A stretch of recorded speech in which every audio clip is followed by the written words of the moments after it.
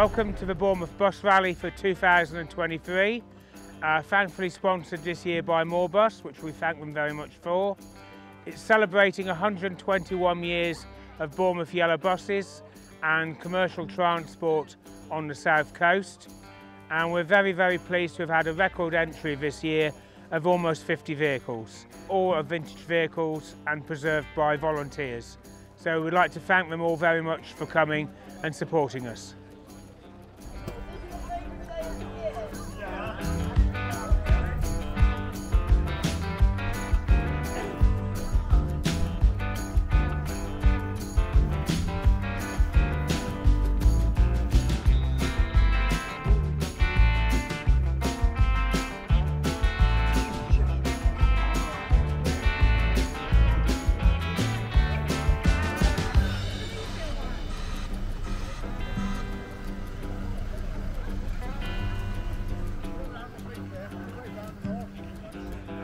Hello, my name's Tim Salter and I'm the owner of this, which is a Bedford, and I'll show you the badge if I may. Here we are, I've got the griffin here for the Bedford, and this was built in 1939 and it's a WTB, and it means it was delivered just before the Second World War, and it was delivered to Bournemouth, and they used it originally, I gather, on the seafront along to the East Cliff for tourist services. So they made quite a high spec vehicle. I'd like to show you the inside of it. Got very snazzy seats for a corporation bus, and a very well decorated Art Deco interior. And this was, I think, mainly used for tourist services. We had an opening sunroof and these glazed lights to allow all the sunshine in for the summer visitors. But it wouldn't have been much fun in the winter. The bodywork was actually built in Blackpool, and if you look carefully you can see the Blackpool Tower on the seat legs there. And apparently when it was first delivered, the corporation were none too pleased to have one of their competitor resorts being advertised on a Bournemouth bus, so they weren't very pleased to see that. I've owned this bus now since 1998, and I bought it as one of a pair in a very poor condition. And there's a photograph down on the board just here showing how it was. If I hold this up for you, you can see as delivered what state it was in. So when it was sold to the Poole Model Railway Club, and they made this sign to go on the front. Apparently they used to use it to go to model railway exhibitions, and the sister bus, they stripped out all the seats and they took their model railways around to the shows. And I gather the furthest they ever went with it was up to North Wales, to the Festiniog Railway, which I guess took quite a few hours to get there. And when the gentleman who looked after the bus became old and ill, and it was eventually abandoned in his back garden, and it lay there for probably the best part of 20 years before it was rescued. And it was then dragged out to a hangar at Herne Airport, where it spent a bit more time. And when that collection was dispersed, that's when I bought the pair of them with a view to restoring them. I actually had this one and one of its sisters. That was the sister of this bus, which I actually broke up to get spares for the two of them. So this one is now the sole survivor. It's taken me ever since 1998 to make the repairs, so that's well over 20 years.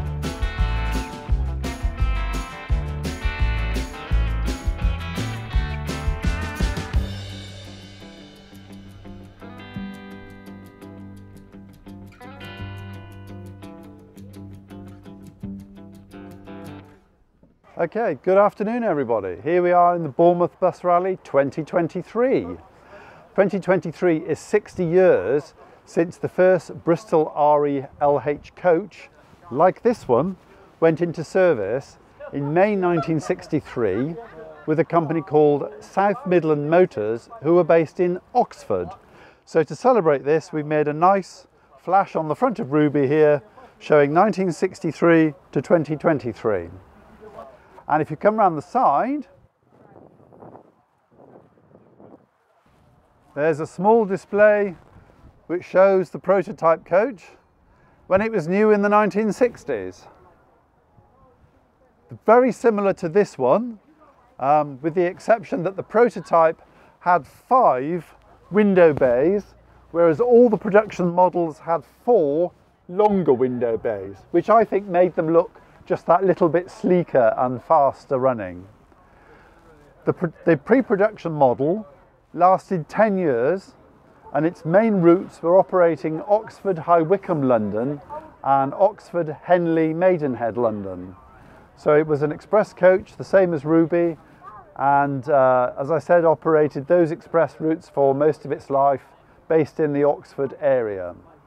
It was slightly different to our coach in the fact that it had manual gearbox, had a Gardner engine, and also had air suspension.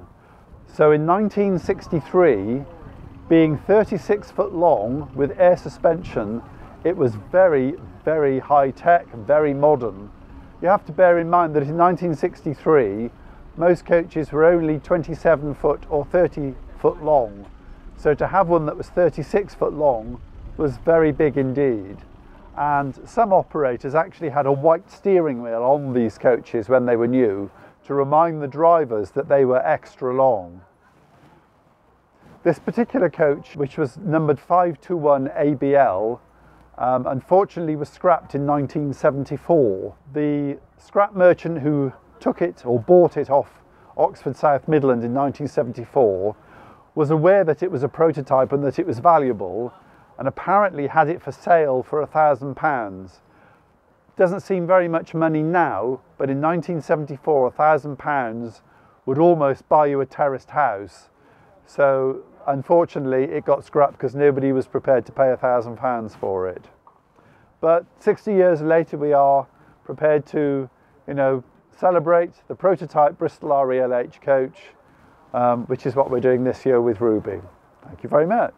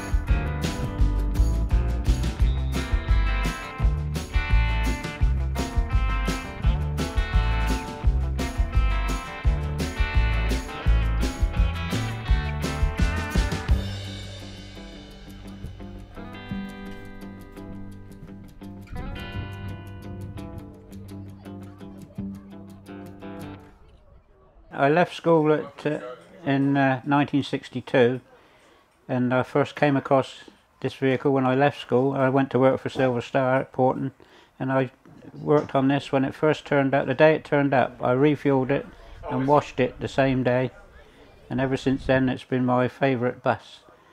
When it got sold off, I watched it go all over the country, and eventually it ended up at Beresford's, and it stayed there for 10 years in service, and it stood exactly 10 years as a derelict state on his forecourt, and I bought it in 1987, and here it is now. It took quite a few years. My wife was a bit upset when I first bought it because she said, "What have you spent £500 on this scrap for?" And I said, "Well, if I don't manage to do it, I will scrap it." But a chap that used to be our engineering inspector at Hanson Dorset said, "You'd never get it done, my son." He said, "No, right." I proved him wrong, and I did get it done. The first trip out was a running day for James in Winchester. I'm not much of a mechanic, I'm a body man. Everything was stripped out inside, all the windows were taken out, and it was all taken out and resprayed and put back. The flooring was renewed. It didn't have an engine when I first got it. Well, it had a bit of an engine. Beresford had stripped it of all bits and pieces. It was just a rolling shell, really. Over the period of time I managed to get an engine, which in actual fact it's got a King Alfred engine in it. I've now passed it on to other people for them to have pleasure of it, and I still turn up at rallies and hope to have rides on it every now and then.